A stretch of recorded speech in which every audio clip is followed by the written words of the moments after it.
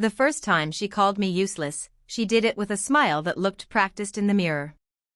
It happened in the lobby of a glass building that smelled like money and lemon polish. I remember because I was counting the tiles on the floor to calm myself down. White. Off-white. White again. The security guard had already decided I didn't belong there. His eyes followed my shoes like they might try to steal something on their own. "Excuse me," the woman said, her voice light, almost friendly. "You're blocking the elevator." I turned. She was tall in the way that made heels unnecessary, dressed in soft power. A cream blouse, a charcoal skirt, and a watch that's too understated to be accidental.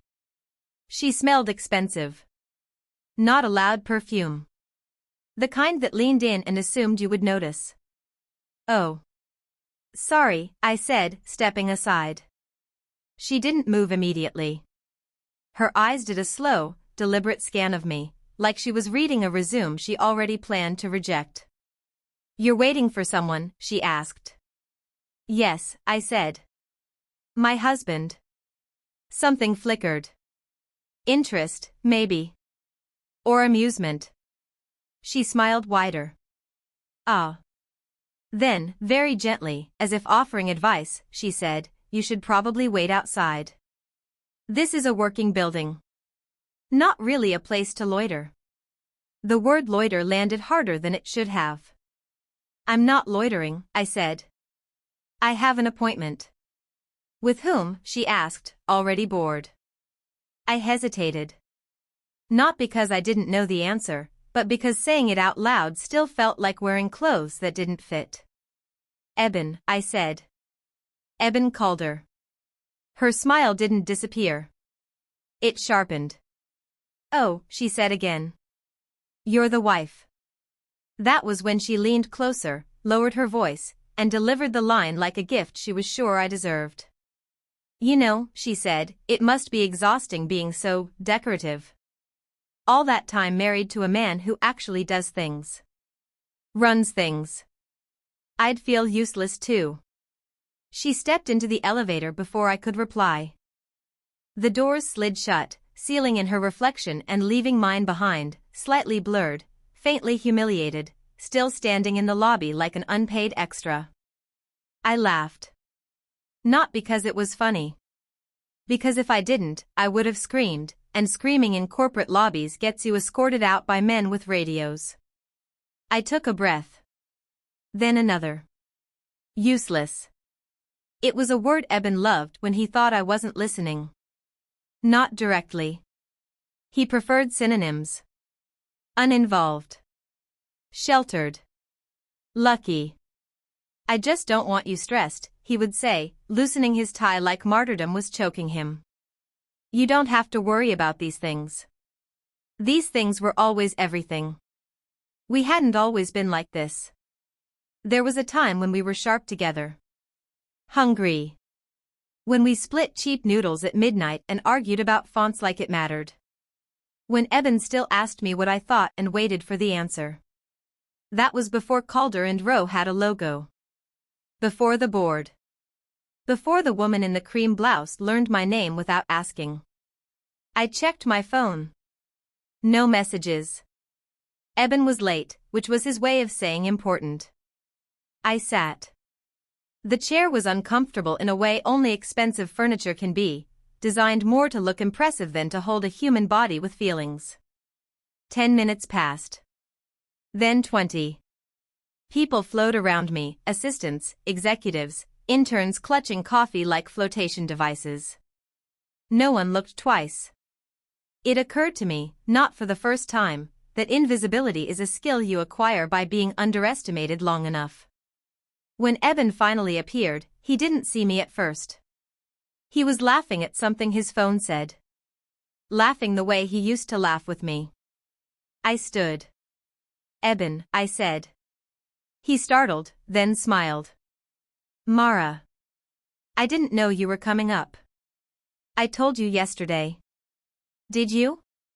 He frowned, already scrolling through his calendar like the truth might be hiding between meetings.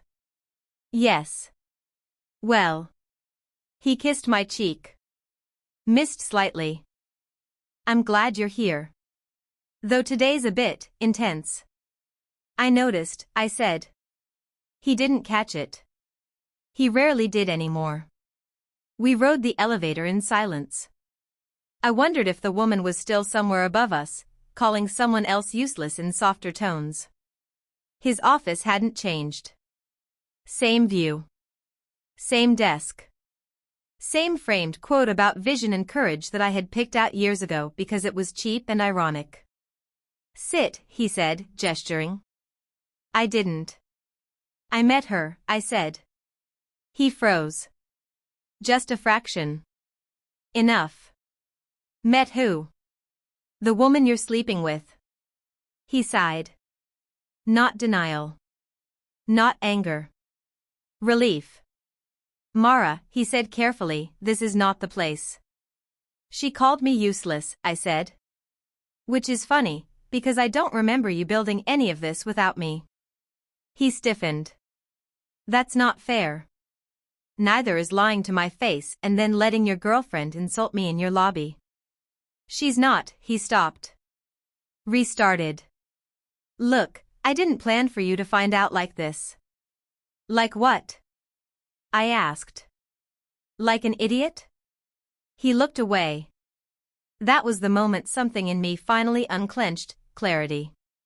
I came for the documents, I said. What documents? The ones you asked me to sign 3 years ago, I said.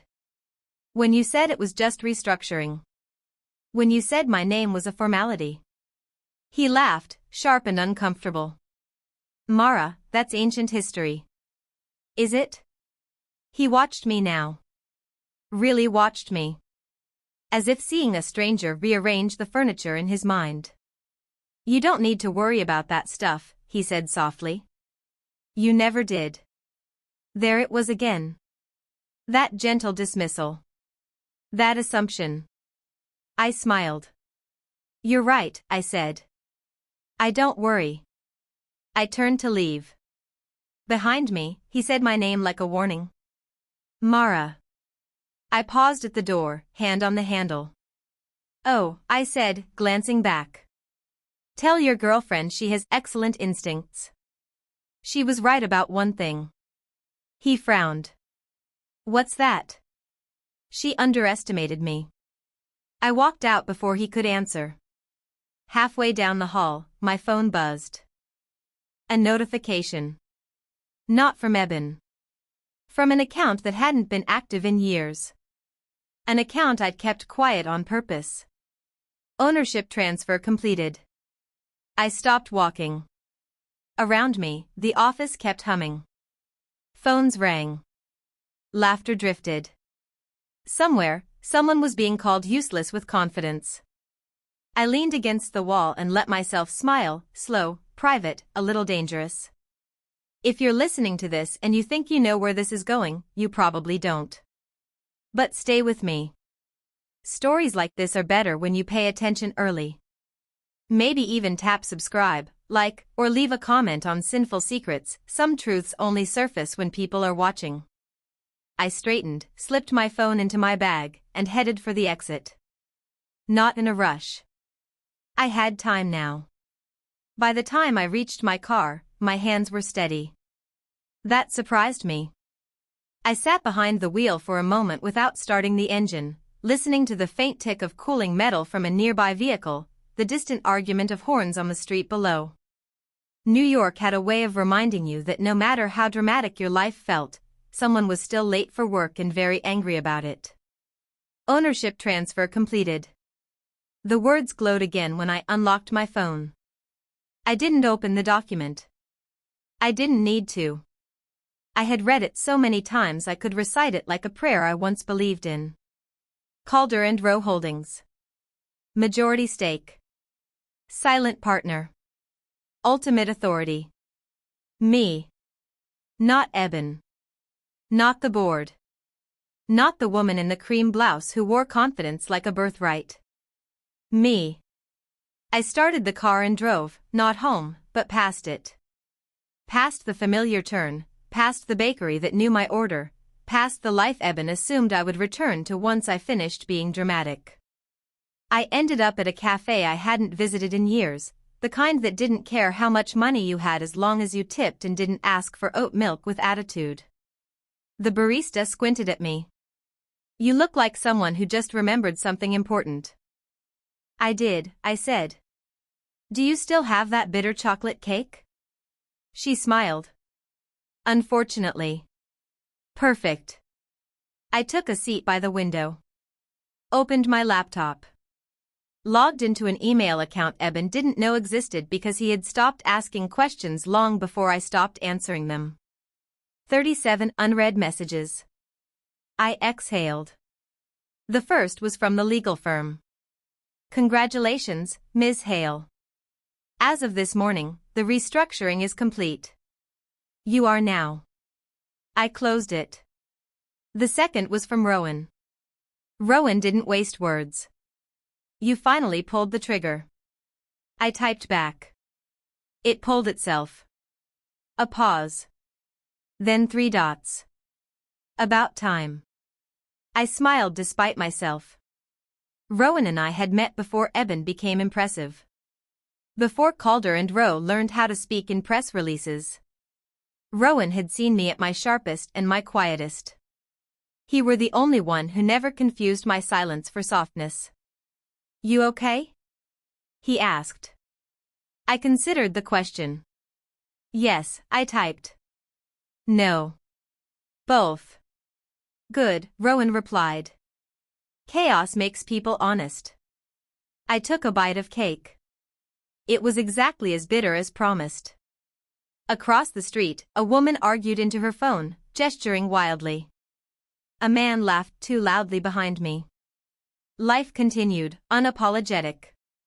My phone buzzed again. Unknown number. I let it ring once. Twice. Then I answered. "Mara," the voice said. Smooth. Familiar. Cream blouse, charcoal skirt. "You have excellent timing," I said. "I was just thinking about you." A pause. She hadn't expected that. "This is Alex," she said. "I don't know what game you think you're playing, but Eben is very upset." I laughed softly. "Is he?" "You embarrassed him." "Good." She exhaled, sharp. "Look, let's not pretend you have leverage here. You're his wife." "That's it." "Is that what he told you?" I asked. Silence stretched. I imagined her frowning, recalibrating. "You don't work there," she said finally. "You don't understand how these things operate." "You're right," I said. "I don't work there." Her voice sharpened. "Then why are you calling me like you won?" "I'm not calling you," I said. "You called me." Another pause. This one heavier. "You should be careful," she said. "Men don't like surprises." "That's interesting," I replied. "Because Calder and Rowe was built on one." Her breath hitched. "Just slightly." "You're bluffing."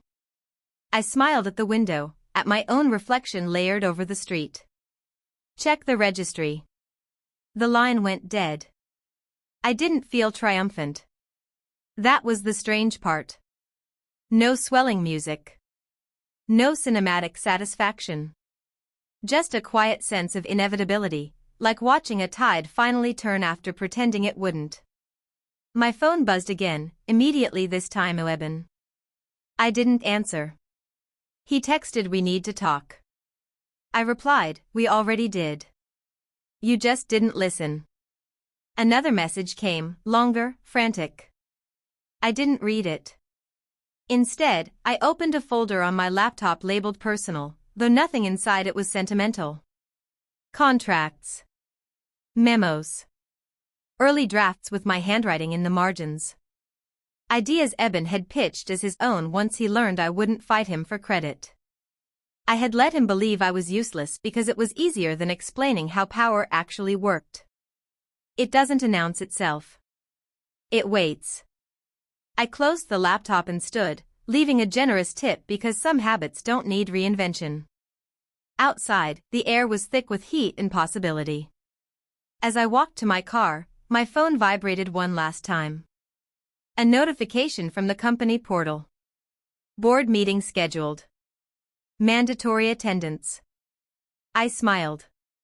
They were finally ready to see me. If you're still here, still listening, you might think this is where I reclaim everything I lost. Where justice arrives in a clean suit and everyone apologizes in unison. It isn't. Truth rarely enters a room that politely. But stay. Like the story. Leave a comment if you've ever been underestimated. Sinful Secrets has a way of rewarding patience. I got into my car, started the engine, and headed toward a future Eben never thought to imagine. Behind me, somewhere high above polished floors and lemon polish, a company prepared to meet its owner. And I prepared to meet the part of myself I had buried to survive. The boardroom smelled like expensive panic. I noticed it before I noticed the faces: polished wood, chilled air, the faint metallic tang of fear disguised as cologne. Someone had opened the blinds too wide, and the afternoon light sliced across the table with no mercy at all. I arrived exactly on time. Rowan was already there, leaning against the far wall, arms crossed, expression unreadable in that way that always meant they were enjoying themselves immensely. He caught my eye and lifted one brow, a silent applause. Eben stood when he saw me. Instinct. Habit. Ownership reflex misfiring. Mara, he said, too loudly. This is a closed meeting. I placed my bag on the table and took the seat at the head without asking. I know, I said.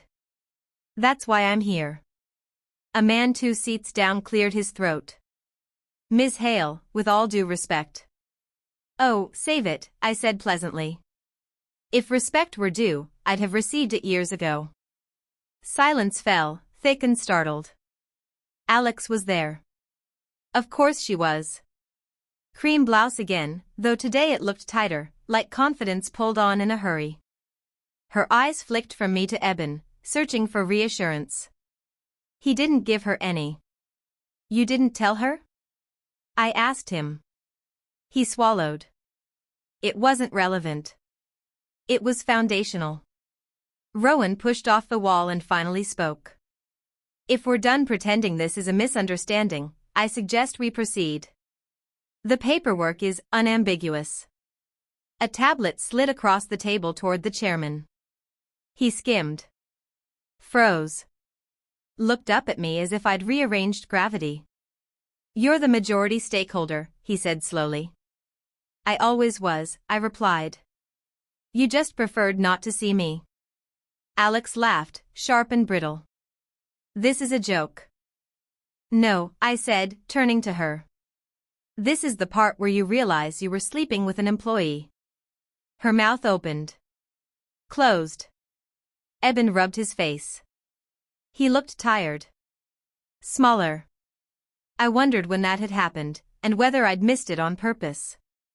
You can't do this, he said. You don't even like this world. I don't like theft either, I said. Yet here we are. One by one, the board members shifted. Calculations began. Loyalty recalibrated itself in real time. I watched it happen with the calm of someone who had already mourned. I'm not here to fire anyone, I said. Not today. I'm here to observe. To observe? Eben echoed. Yes, I said. I want to see how you behave when you know I'm watching. Rowan smiled barely. The meeting continued, stilted and cautious, words suddenly chosen with care. Eben spoke less. Alex didn't speak at all. When it was over, they filed out in quiet pairs, leaving the 4 of us behind: me, Eben, Rowan, and Alex, who finally found her voice. You planned this, she said to me. All of it. L. I considered her. Ambition masquerading as affection. Hunger dressed up as partnership. No, I said. I survived it. She scoffed. You expect me to believe you're some kind of mastermind? I walked toward her. Stopped just close enough to make my point without touching. No, I said softly. I expect you to believe I'm not useless. She looked away first. Rowan clapped their hands once. Well. That was invigorating. I'll let you two unpack. He left, whistling under their breath. Eben sat heavily. What do you want? The question was raw now. I thought about it. I want you to tell me the truth, I said. Not the one you rehearse. The one you're afraid of. He laughed weakly. You already know it.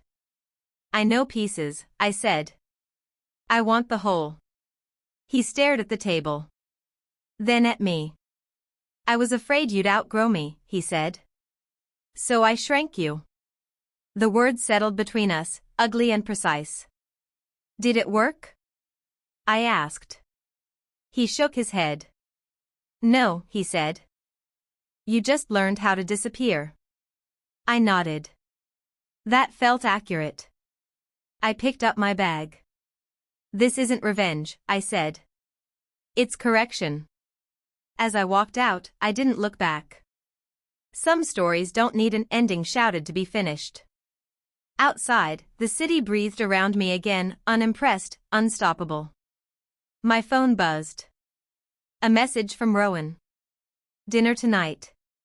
You look like someone who's about to remember who she is. I typed back. Make it somewhere loud.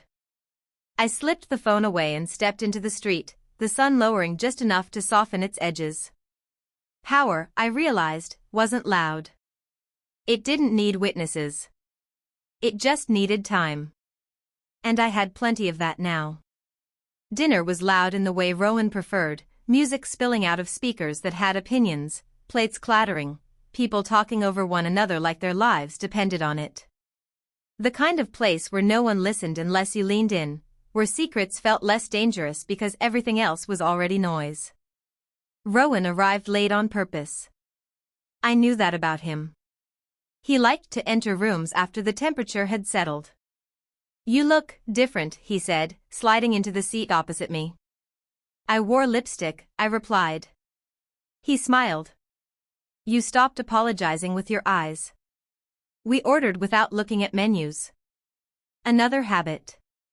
Muscle memory from a time when we trusted ourselves more than options.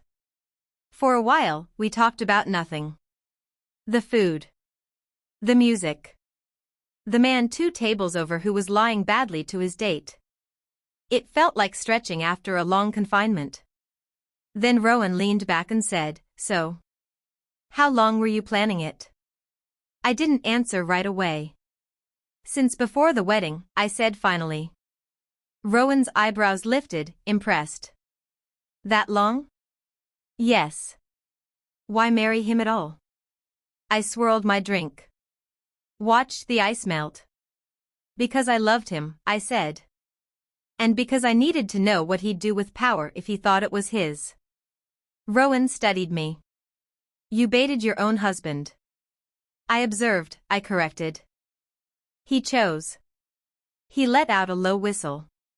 That's colder than I gave you credit for. It wasn't cold, I said. It was hopeful. I kept thinking he'd surprise me. And? He did, I said.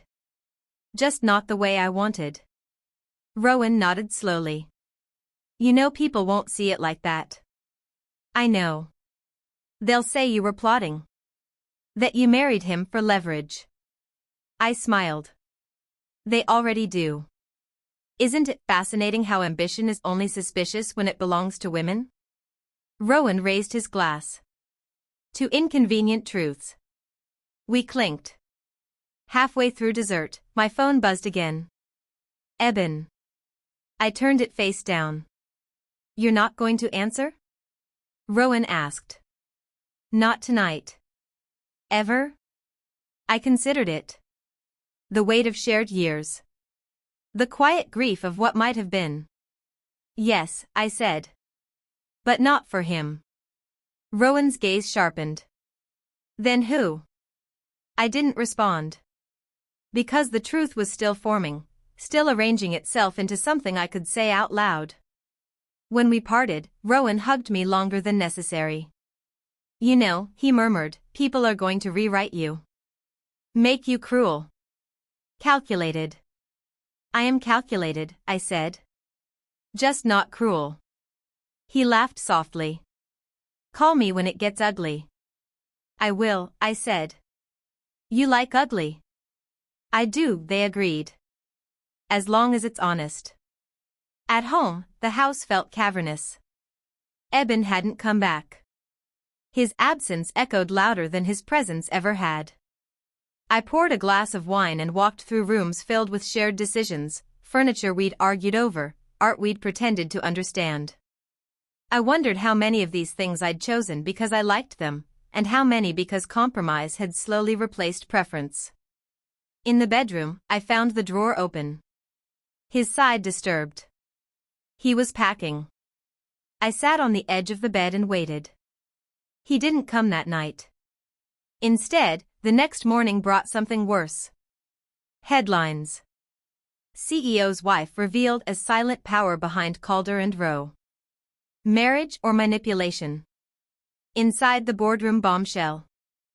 The woman who let her husband cheat and owned him for it. I read them without flinching.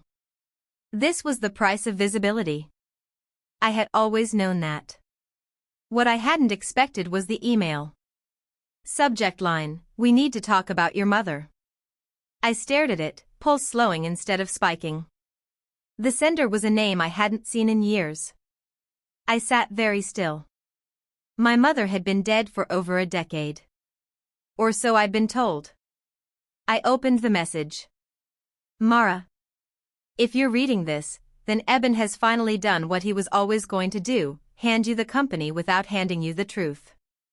I warned him you wouldn't forgive the half of it. She isn't dead. And she was never yours to lose. My breath caught, not sharply, but deep, like something old had been reached. The room felt suddenly smaller. Or maybe I had grown. I closed the laptop and leaned back against the headboard, staring at the ceiling where we'd once planned futures like they were neutral territories. If you're still listening, still following this with that quiet hum of curiosity in your chest, I'll say this softly, sometimes the real secret isn't what people hide from you, it's what they decide you can't survive knowing. If that kind of truth pulls you in, you know what to do. Sinful Secrets rewards those who stay. I stood and began to pack a bag of my own. Because whatever I thought this story was about, marriage, power, revenge, it had just rewritten itself. And I was finally ready to read the part I'd been spared. I didn't cry. That came later, in small, inconvenient waves, like a leak you ignore because the roof hasn't collapsed yet. In that moment, all I felt was a strange, lucid calm, the kind that shows up when your life decides to change genres without asking. I read the email again. She isn't dead. And she was never yours to lose. The phrasing bothered me more than the revelation itself. I laughed. You rebranded abandonment. He flinched again. Good. She didn't disappear, he said. She was erased. By who? He hesitated. By me, he said. The honesty startled me. She was going to expose Calder and Rowe before it had a name, he continued. Before Eben. Before any of it. She found the framework. The shell companies. The theft disguised as innovation. My pulse quickened. My mother was involved? She built the skeleton, he said. Then she realized what it would become. And you let her vanish. I convinced her, he corrected. She was pregnant. She was scared. She believed the lie that distance equals safety. Does she know I'm alive? I asked. Yes. Did she choose not to see me? No, he said quickly. That was my condition. I felt it then. The rage. Clean and incandescent. You don't get to decide what love costs, I said. He looked away. I know. Where is she? He exhaled. Close enough to watch. Far enough to stay hidden. That's not an answer. It's the only one I'm allowed to give. I stepped closer. Allowed by who? He met my gaze. By her. That broke something in me, not violently, but thoroughly. She stayed gone, I said. All these years. She let me believe. She let you become who you are without her shadow, he said. Without her enemies. Was Eben one of them? Ira's silence confirmed it. He married me to get closer to her, I said slowly. Didn't he? Yes. The room tilted just a little. But he fell in love with you anyway, Ira added. That part wasn't strategy. I didn't thank him for that consolation. So this company, I said. This life. It was never mine by accident. No, he said. It was inheritance. Delayed. I laughed, a brittle sound. Everyone keeps deciding my life without asking. I turned toward the door. You'll see her, Ira said. When the time is right. When is that? When you stop needing answers from people who benefit from your confusion. Outside, the air felt sharper. I got into my car and sat there, hands on the wheel, not driving, just breathing. Somewhere in the distance, a bird called. Another answered. I checked my phone. A message from Rowan. You alive? The internet is eating you alive. I typed back. Just found out my mother's been alive this whole time. A long pause, then. Okay. That beats boardroom drama. I smiled faintly. If you're still here, still listening with that slow, delicious ache of not knowing where this is headed, stay with me. Like it. Comment if you've ever discovered the truth wasn't buried, just delayed. Sinful Secrets thrives on the stories that wait until you're ready. I started the engine. Whatever waited ahead, my mother, the company, the mess Eben had made, it would meet me on my terms now. And for the first time, the road didn't feel like escape. It felt like arrival. The thing about arrival is that it never looks like the pictures. I didn't drive back to the house. I didn't go to a hotel either. I ended up somewhere neutral, a small apartment I'd kept in my name for years under the excuse of investment. Eben had never asked why the lease renewed annually. He liked explanations that required no follow-up. I showered. Changed. Sat on the floor with my back against the couch and let the quiet press in. That was when the crying finally showed up, late and unapologetic. It wasn't dramatic. No sobbing into pillows. Just tears sliding down my face while I stared at nothing, thinking about birthdays with missing candles, school events where I scanned crowds that never held her face, the way grief had shaped my ambition without my consent. Alive. The word felt unreal. Like finding out a country you mourned had simply changed its name. My phone buzzed again. Rowan, persistent as ever. Before I could reply, another notification cut in. Eben. He'd stopped texting. Started emailing. Long, careful paragraphs that smelled like regret and legal advice. I deleted them unread. Then a new message appeared, this one unmistakable. Unknown number. You look exactly like I did when I realized the world was lying to me. My throat tightened. I didn't respond. Seconds later, another message. I'm not asking you to forgive me. I'm asking you not to turn away. I stared at the screen until the letters blurred.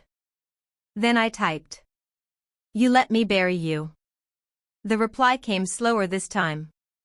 I let you live. That did it. Anger flared, hot and righteous. You don't get credit for survival you weren't there to witness. Several minutes passed. You're right. 2 words. No defense. No explanation. I stood and paced, barefoot on cool tile, the room too small for what was happening inside my chest. Why now? I typed. Why speak up when everything else is already falling apart? Because you don't need protecting anymore, she replied. And because you finally did what I was afraid to do. What? You stayed. You watched. You took power without asking permission. My hands shook. I didn't disappear because I was weak, Mara. I disappeared because they would have destroyed me if I hadn't. And I couldn't survive that with you in my arms. I sank onto the couch. Who is they? A pause. The people who taught Eben how to lie so convincingly. The ones who taught me first. I closed my eyes. There it was. The shape of the thing. Not a single villain, not a single betrayal, but a system that fed on silence and rewarded obedience. Where are you? I asked. Close enough to hear your name spoken carefully. That felt like a promise and a warning all at once. I don't know if I want to see you, I typed. I know, she replied. That means you're finally being honest. Another message came through, this one from Rowan. Media wants a statement. Board wants reassurance. Eben wants mercy. I smiled despite everything. Tell the board I'll speak when I'm ready. Tell the media nothing. Tell Eben nothing. A beat. Rowan replied. That's cold. No, I typed back. That's clarity. I set the phone down and stood by the window, watching the city settle into night. Lights flickered on like thoughts you can't stop once they start. Somewhere out there, my mother was breathing the same air. Watching the same sky. Living a life parallel to mine but never intersecting. Yet. If you're still listening, still letting this story crawl under your skin, remember this, sometimes the biggest twist isn't betrayal or revenge, it's realizing the person you thought abandoned you was fighting a different war. If that kind of truth keeps you here, you already know the ritual. Subscribe, like, comment on Sinful Secrets. We tell the stories people survive before they understand them. I poured myself a glass of water. Not wine. I needed a clear head. Tomorrow, I would face the board again. Eben, too. And somewhere between corporate governance and personal reckoning, I would decide whether blood ties deserved a second draft. Tonight, though, I let myself sit with the discomfort of knowing. Because ignorance had been stolen from me. And knowledge, I was learning, came with teeth. Morning arrived without ceremony. No dramatic sunlight. No ominous silence. Just the hum of traffic and my phone vibrating itself awake with reminders I hadn't set. I dressed carefully, not powerfully. No armor. A simple dress, neutral shoes. I wanted to look like someone who didn't need to prove anything. The boardroom was fuller this time. Advisors, lawyers, faces that hadn't existed yesterday but somehow felt entitled to today. When I entered, the room adjusted itself. Chairs straightened. Voices lowered. Eben was already seated. He looked at me like someone staring at a photograph they no longer owned. Mara, he said quietly. Eben. Nothing more. That was all we had left that was usable. I took my seat. Rowan sat to my right, unreadable but alert, like a bodyguard disguised as a friend. The chairman cleared his throat. We're glad you could join us, Ms. Hale. I own the building, I said. Attendance was never in question. A ripple of discomfort moved through the room. They launched into forecasts, damage control, reputation management. Words stacked on words, all of them circling the same truth without touching it. The company had been built on borrowed brilliance and curated silence. When it was my turn, I didn't raise my voice. I'm not dismantling anything, I said. I'm auditing. That got their attention. Every acquisition. Every subsidiary. Every innovation that appeared fully formed. We will trace it back. And if we find irregularities, someone asked. You will, I said. And when you do, we'll decide who stays based on honesty, not loyalty. Eben shifted. That could destabilize everything. I looked at him then. No, I said. It will reveal what was already unstable. Silence followed. Not stunned. Respectful. That was new. The meeting ended differently than the last. People didn't rush out. They lingered, recalibrating futures with my name in them. As the room emptied, Eben stayed seated. I didn't know, he said finally. About your mother. About any of it. I believe you, I said. Which makes it worse. He flinched. I loved you, he said. I know, I replied. But love isn't immunity. I stood, then paused. She's alive because she chose to be absent. You're here because you chose to take up space that wasn't yours. Those aren't the same thing. He didn't answer.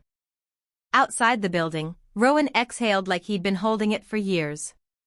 Well, he said, you didn't burn it down. Not yet. He studied me. You going to see her? Yes. Today? Yes. Rowan nodded. Do you want company? I smiled. No. This one's mine. The address came through an hour later.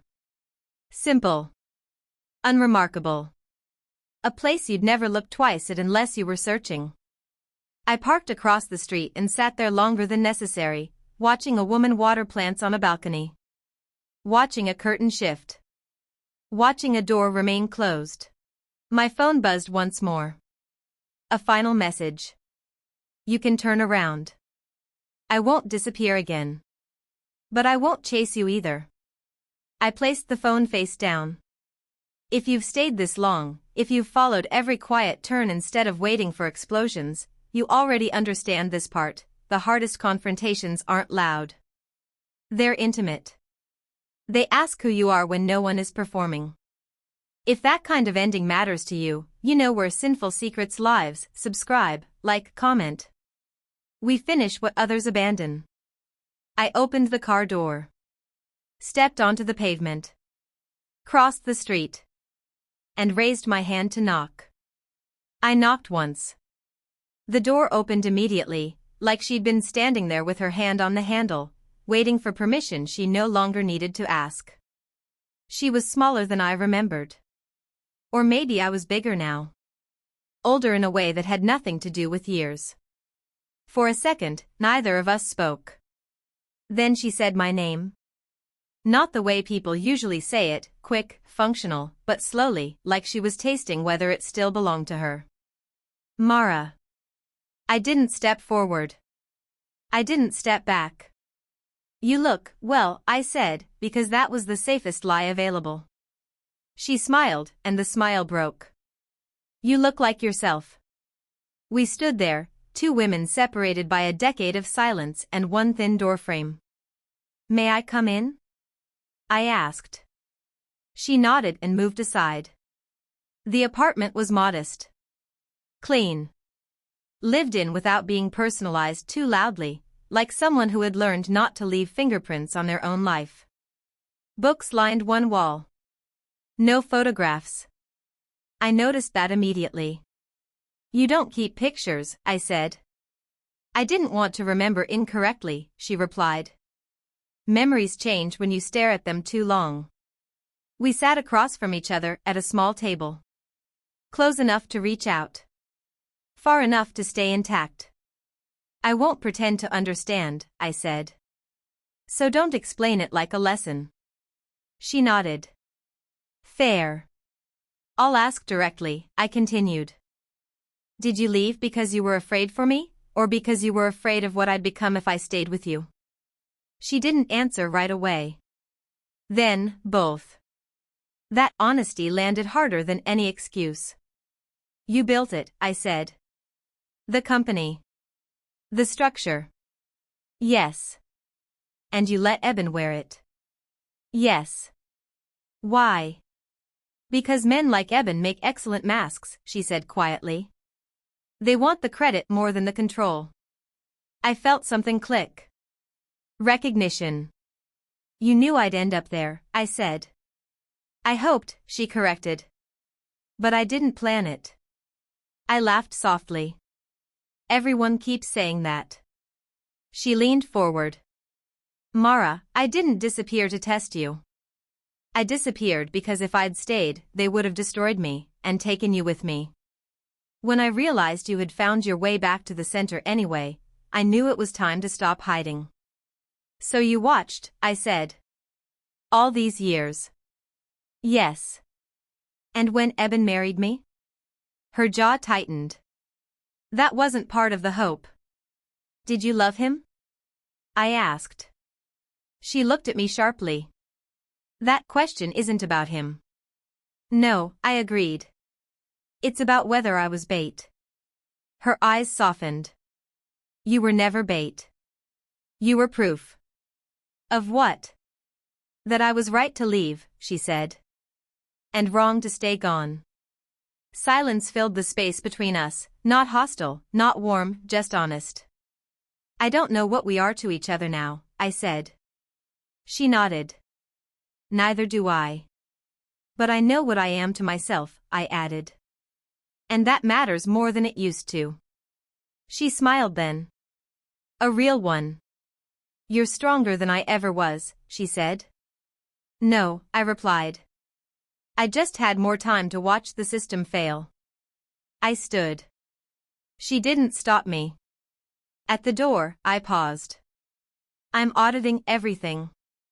Including the parts you buried. I expected that. If I dismantle it, I said, it won't be for revenge. It'll be because it shouldn't exist like this. She nodded. That's why it was always meant to be yours. I turned to look at her one last time. Not as a ghost. Not as a myth.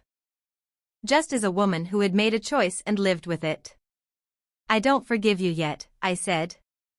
I know, she replied. But you came. That's enough for today. Outside, the air felt lighter. Not because anything had been resolved, but because nothing was pretending anymore. I walked back to my car and sat for a moment before starting the engine. My phone buzzed. Rowan. Did you survive? Yes, I typed. Did you? Barely. Dinner later? I smiled. Soon, I typed. I have a company to unlearn.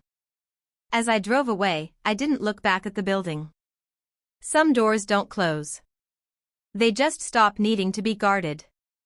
If you're still here, if you followed this all the way to the quiet ending instead of waiting for fireworks, then you understand what this story was really about. Not a cheating husband. Not a hidden company. But the long, crooked road to claiming your own name. If it stayed with you, you know the ritual by now. Subscribe, like, comment on Sinful Secrets. We don't rush endings. We earn them.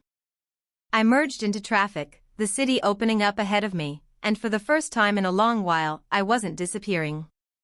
I was choosing where to be seen. I thought that would be the end of it. The confrontation. The truth. The quiet drive away that felt like closure wrapped in streetlights. But endings, I've learned, are rarely events. They're decisions you keep making after the noise dies down. 3 months later, Calder and Rowe no longer looked the same on paper. Entire branches dissolved under scrutiny. Deals quietly reversed. Men who had spoken over me learned how to lower their voices or leave the room. Some chose dignity. Most chose exit packages. Eben resigned without a spectacle. No final speech. No grand apology tour. Just a letter, brief and careful, thanking the board for the opportunity. He didn't thank me. That felt right. Rowan stayed. Not because I asked, but because he believed in systems that could be rebuilt instead of worshipped. We worked late some nights, not out of urgency but curiosity. asking what a company might look like if it didn't require someone to be erased to succeed. And my mother? She didn't move closer. She didn't move farther away either. We spoke occasionally. Short conversations. Honest ones. No rewriting of the past, no rushing toward a future shaped like forgiveness. Just two women learning how to exist in the same timeline without pretending the gap hadn't happened. One evening, months after everything unraveled, I found myself back at that cafe with the bitter chocolate cake. The barista recognized me. "You look lighter," she said, handing me my plate. "I am," I replied. I stopped carrying things that weren't mine. I ate slowly, watching the city move like it always had, indifferent, alive, full of stories that didn't ask permission to unfold. My phone buzzed. A notification. Not from the company. Not from family. A comment. Someone had written, "I didn't know I needed this story until it found me." I smiled. Power, love, truth, none of them arrived the way movies promised. They came quietly. Demanding responsibility instead of applause. I paid the bill, left a generous tip, and stepped outside. There was no dramatic music swelling in the background. No camera pulling back to reveal a perfect life waiting for me. Just a woman walking forward with her name intact. And that, it turned out, was enough. If this story stayed with you, if you followed it all the way here instead of looking for something louder, then you already know why we tell them this way. Subscribe, like, comment on Sinful Secrets. Some endings don't need to shout. They just need to be heard.